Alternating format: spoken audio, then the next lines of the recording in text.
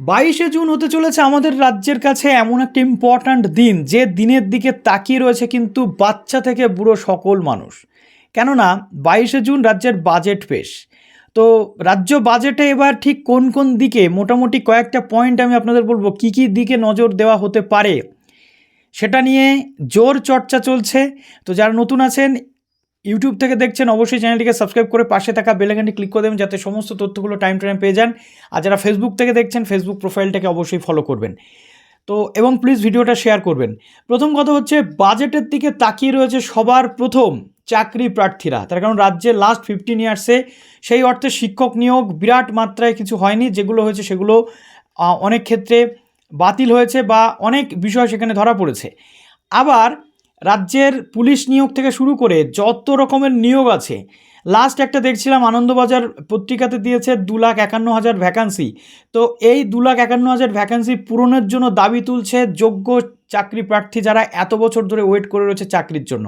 অর্থাৎ বাজেটে তাদের জন্য কিছু আসতে চলেছে, এটা তারা এক্সপেক্ট করছে মুখ্যমন্ত্রীর বক্তব্য অনুযায়ী।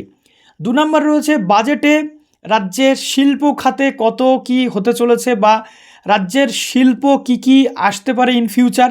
শিল্প নিয়ে বাজেটে জোর চর্চা হতে চলেছে। আচ্ছা, তারপরে রয়েছে যেটা এবছর যে ভোটে যারা সবচেয়ে গুরুত্বপূর্ণ ভূমিকা নিয়েছিলেন এবং প্রতিটা মাস প্রতিটা বছর যারা পাবলিক সার্ভিস দিয়ে চলেছেন, সেই সরকারি কর্মচারীরা সেন্ট্রালের কাছাকাছি ডিএর জন্য তারা এক্সপেক্ট করে আছেন। তো এই ডিএ নিয়েও কিন্তু একটা প্রত্যাশা জন্মেছে বর্তমানে আগামীকালকের বাজেটে। তো এই একাধিক দিক বাজেটে উঠে আসছে। তার সাথে যারা যুব শক্তি রয়েছে, যুবকরা এই বাজেটের দিকে তাকিয়ে আছে যে যুব শক্তির ভাতা বা চাকরির জন্য, কম্পিটিটিভ এক্সামের জন্য যে 15,000 টাকা করে দেবে বলা হয়েছে, সেটা কবে দেবে। তারপরে যেটা রয়েছে 50,000 টাকা করে এজেন্ডাতে ছিল, এইচএস পাশ করলে মেয়েরা পাবে। তো সেই জায়গাতে কি বরাদ্দ থাকতে চলেছে সেটা নিয়ে একটা প্রশ্ন উঠছে। একাধিক দিক নিয়ে বাজেট কিন্তু এবার ওপেন হতে চলেছে। তার সাথে রয়েছে দেখুন, আমাদের রাজ্যে যে স্কলারশিপগুলো রয়েছে, সেই স্কলারশিপের ভবিষ্যৎ কী হবে। তার সাথে যেটা রয়েছে এসবিএমসিএম স্কলারশিপ, 25 সালের টাকা এখনও পর্যন্ত স্টুডেন্টসরা পায়নি। নতুন গভর্নমেন্ট আসার পর বলা হয়েছে বিবেকানন্দ মেরিট কাম মিন্স চালু করা হবে, কিন্তু অলরেডি যেটা এসবিএমসিএম চালু রয়েছে সেই টাকাই লাস্ট 1 বছর ধরে ক্যান্ডিডেটরা পায়নি। সেই টাকাতে বরাদ্দ কত থাকবে, কারা এবার নতুন করে এলিজিবিলিটি কিছু আসবে কিনা, সেটা নিয়ে উঠছে প্রশ্ন।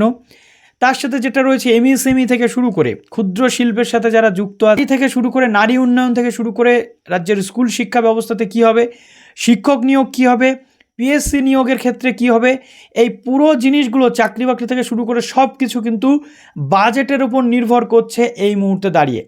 সবচেয়ে গুরুত্বপূর্ণ ব্যাপার যেটা হচ্ছে স্বাস্থ্য খাতে কত টাকা বিনিয়োগ হবে এবং শিক্ষা খাতে কী হবে, স্কুলগুলো কী হতে চলেছে, স্কুলগুলোর উন্নয়নের জন্য গভর্নমেন্ট কী ভাবছে, বাজেটে সেই বরাদ্দটা কিন্তু দেখতে চলেছে সবাই।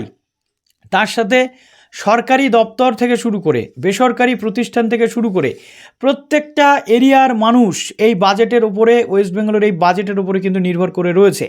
তো আপনাদের কি মনে হচ্ছে কমেন্টে অবশ্যই জানাবেন। আর এই অন্নপূর্ণা যোজনা বা যাই কিছু, এবং আয়ুষ্মান ভারত একটা ইম্পর্ট্যান্ট রোল প্লে করবে, যে আয়ুষ্মান ভারতের ক্ষেত্রে গভর্নমেন্টের যে ফান্ড সেটা কত সেখানে ইনভেস্ট হতে চলেছে। আর সবচেয়ে গুরুত্বপূর্ণ ব্যাপার, আয়ুষ্মান ভারত কিন্তু সেন্ট্রাল ওরিয়েন্টেড প্রজেক্ট হলেও এখানে স্টেট এবং সেন্ট্রালের যুগ্ম অবদান থাকে, 60-40 রেশিও একটা কিন্তু সেখানে থাকে। তো আয়ুষ্মান ভারত কি শুধু ওই 3টে ক্যাটাগরির কার্ড পাবে, নাকি RKSY 1, 2 জেনারেল ক্যাটাগরি তাদের জন্য বরাদ্দ হতে পারে, এই সব কিছু বাজেটের উপর কিন্তু নির্ভর করছে। এর বাজেট আমাদেরকে লক্ষ্য রাখতে হবে, কি হতে চলেছে সেটা আমাদের এখন যথেষ্ট চোখ রয়েছে সেদিকে, পাখির চোখ থাকবে আবার বাজেটে।